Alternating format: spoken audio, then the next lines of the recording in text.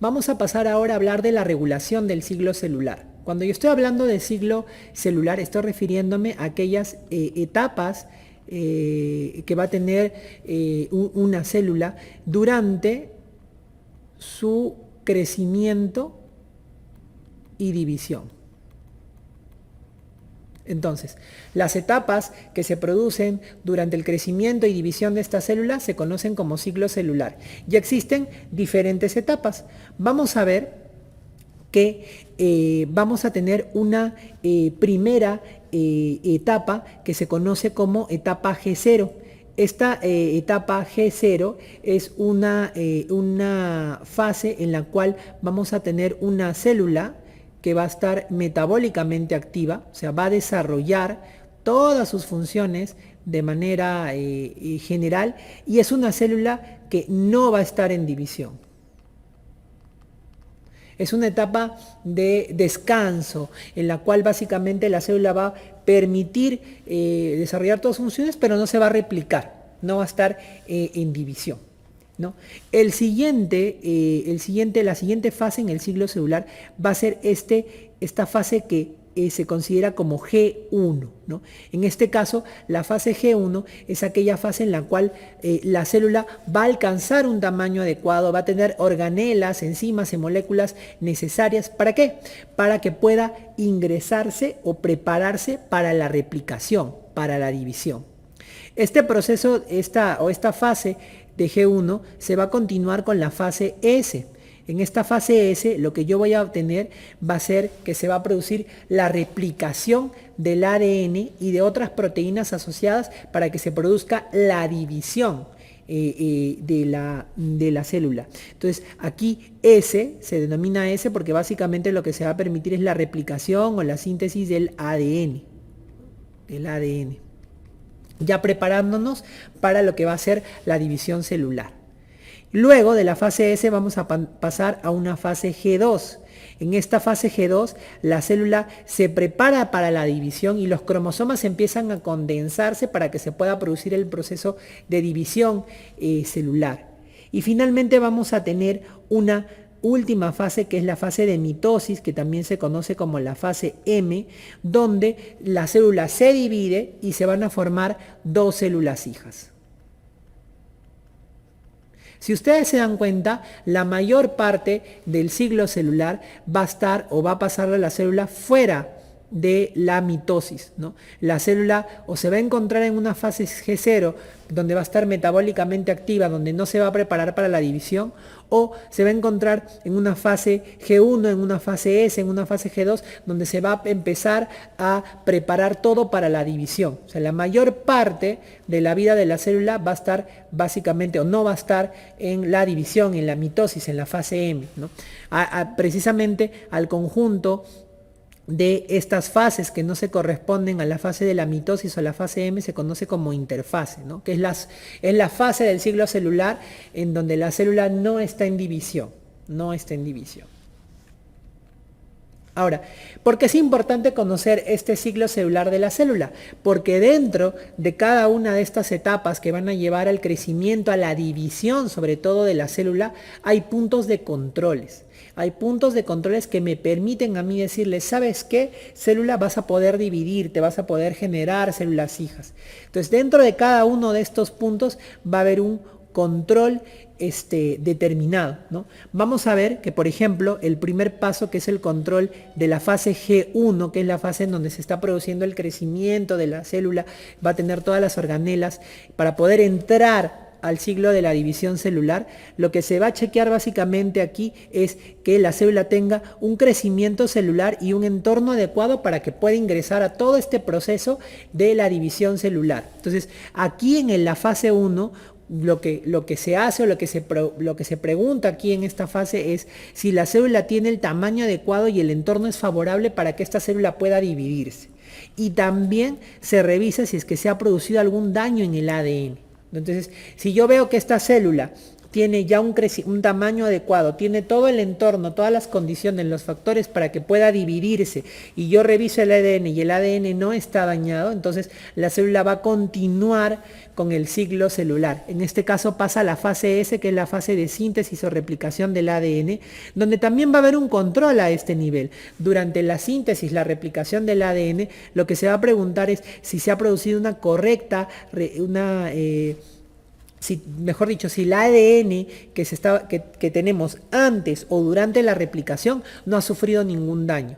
Si el ADN antes y durante la replicación no ha sufrido ningún daño, entonces esta célula puede pasar a la siguiente fase, que va a ser la fase G2. Aquí también va a haber un control que va a estar en relación con lo que es el entorno, el crecimiento celular. Entonces nos vamos a preguntar, esta célula que ya ha replicado su ADN, ¿tiene un entorno favorable? ¿Tiene el tamaño adecuado? Pero también me pregunto, ¿se ha replicado todo el ADN? ¿La replicación ha sido adecuada? ¿No ha habido ningún daño en el ADN durante la replicación? Entonces, si la célula tiene el entorno adecuado, tiene el tamaño adecuado, tiene una replicación adecuada, se ha replicado todo el ADN, tiene la maquinaria para la replicación, entonces pasa de un estado G2 a un estado M, es decir, inicia el proceso de división celular conocido como mitosis. Durante la fase M, la mitosis, también hay un control. En este caso se preguntan si todos los cromosomas se han condensado y se encuentran alineados para poder producirse la división celular. Y además se vuelve a preguntar, ¿el ADN está adecuado? ¿No hay ningún daño en el ADN? Entonces se produce en este caso la mitosis. Entonces ustedes vean que en el proceso del ciclo celular, que básicamente el ciclo celular está en relación con la crecimiento y división de la célula para formar células hijas, entonces antes de que se produzca todos los preparativos para la división celular y que se produzca la división celular, siempre hay un control. ¿Por qué? Porque lo que se quiere evitar es que se replique o se forme en nuevas células a partir de una célula que está defectuosa, a partir de una célula que no va a tener todas las características o todos los factores necesarios para poder desarrollarse de manera adecuada. Entonces nuestro organismo es tan sabio que ha creado este ciclo con fases y con controles en cada ciclo para poder garantizar que una célula pueda dividirse cuando tenga las condiciones necesarias y que la división de esta célula se haga de una manera adecuada, que no haya ningún daño. ¿Por qué? Porque cuando hay daños a nivel de la célula, entonces no se garantiza la supervivencia de esta célula, o por otro lado se crea una célula defectuosa que puede degenerar en algunas patologías como el cáncer, que es lo que vamos a ver a continuación.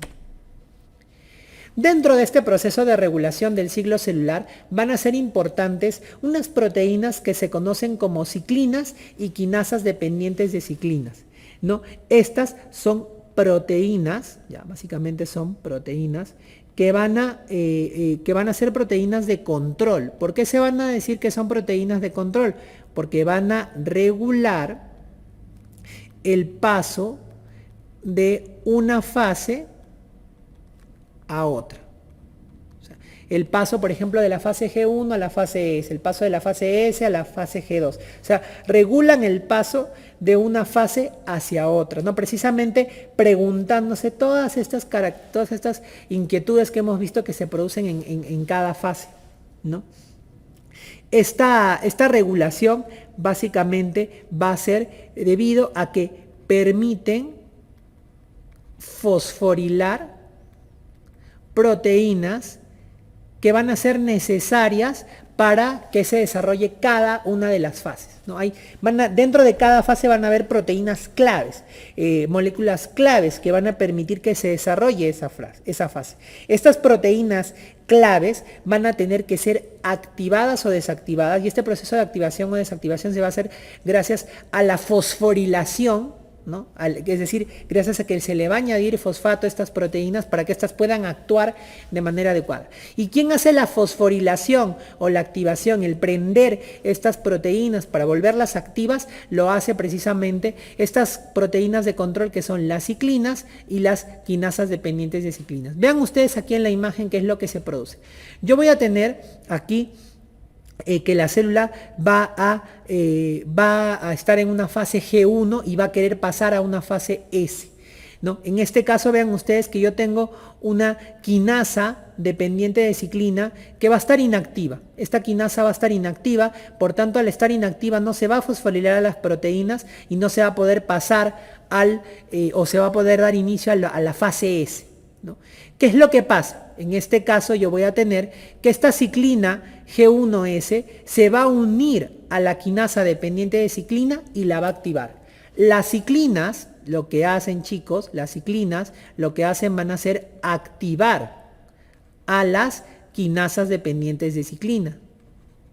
Y son las quinasas dependientes de ciclina las que van a fosforilar a proteínas que van a ser claves importantísimas para que se produzcan las distintas fases. Vean ustedes en este caso, esta quinasa dependiente de ciclina que estaba solita, inactiva, porque no estaba la ciclina unida, al unirse la ciclina, la activa, empieza a fosforilar a las proteínas blanco y estas proteínas blanco necesarias para que se pase a fase 1 van a permitir que se pase a la fase S, y se empiece a producir todas las enzimas necesarias para la replicación del ADN, que es lo que se realiza en la fase S. Vean ustedes que por cada fase del ciclo celular yo voy a tener ciclinas específicas. Vean que en la fase G1 voy a tener una ciclina G1, en la fase S vamos a tener una ciclina G1S. Para que se inicie la fase S necesitamos de esta ciclina. Para la fase G2 voy a tener una ciclina que es la ciclina S y para la fase M voy a tener una ciclina que es la ciclina M. Cada una de estas ciclinas se va a incrementar durante cada fase que le corresponde. Solamente la ciclina G1 vamos a encontrarla de forma pareja su concentración durante todas las fases del ciclo celular. Pero el resto de ciclinas se van van a incrementar su concentración en puntos fijos de las fases del ciclo celular, como esta ciclina G1S que, como les mencionaba, va a alcanzar su punto máximo hacia el inicio de la fase, al final de la fase G1, inicio de la fase S, para poder iniciar toda la replicación que se hace en la fase S. Entonces, vean cómo las ciclinas se van a expresar dependiendo de la fase del ciclo celular donde se van a encontrar. Y acuérdense que estas ciclinas lo que van a hacer es inactivar a las quinasas dependientes de ciclinas. Estas quinasas dependientes de ciclinas siempre se van a encontrar en la misma concentración durante todo el ciclo celular, solamente que van a estar inactivas y van a esperar la llegada de la ciclina que los va a activar en el punto exacto, en la fase exacta. Entonces, en cada fase, esta ciclina activa una quinasa dependiente de ciclina y se va a permitir desarrollar las distintas fases del ciclo celular. Entonces, van a ser reguladores del ciclo celular.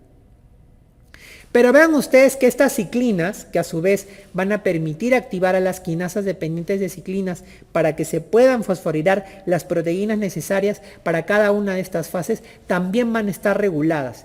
De hecho, van a haber factores que van a regular la síntesis de ciclina en cada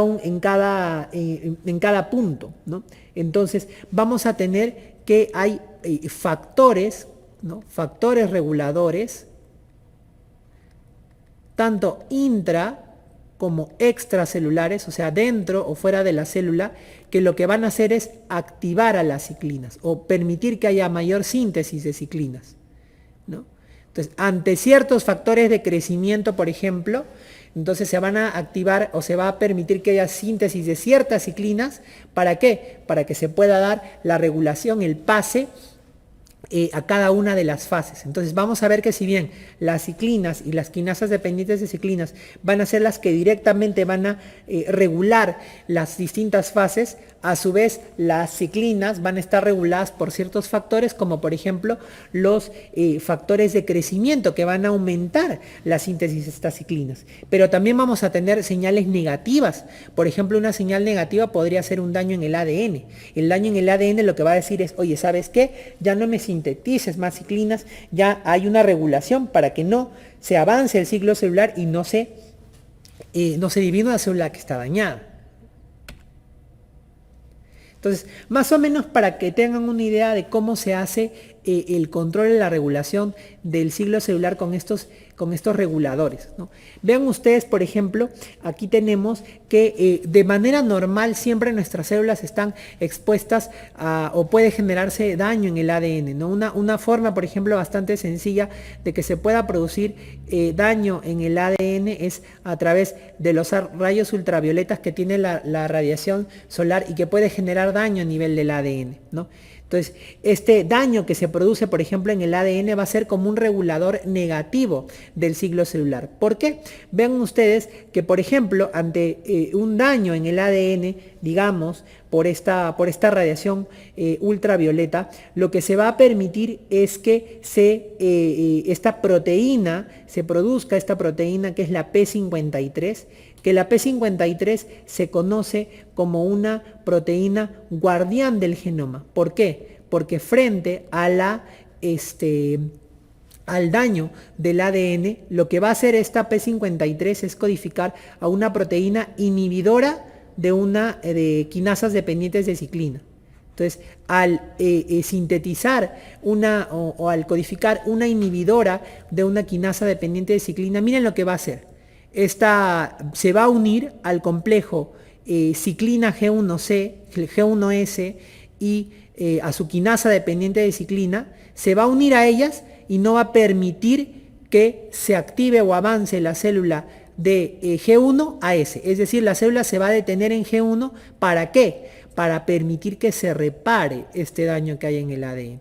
Entonces vean ustedes cómo es importante, porque así como hay como las ciclinas y las quinasas dependientes de ciclinas permiten que se avance en el ciclo celular, existen otros factores reguladores, como en este caso el P53, que se va a producir frente al daño del ADN, ¿no? Y es un factor inhibitorio en este caso, porque este P53 lo que hace es inhibir que este complejo ciclina, quinasa pendiente de ciclina, pueda actuar y permitir que se pase de la fase G1 a la fase S.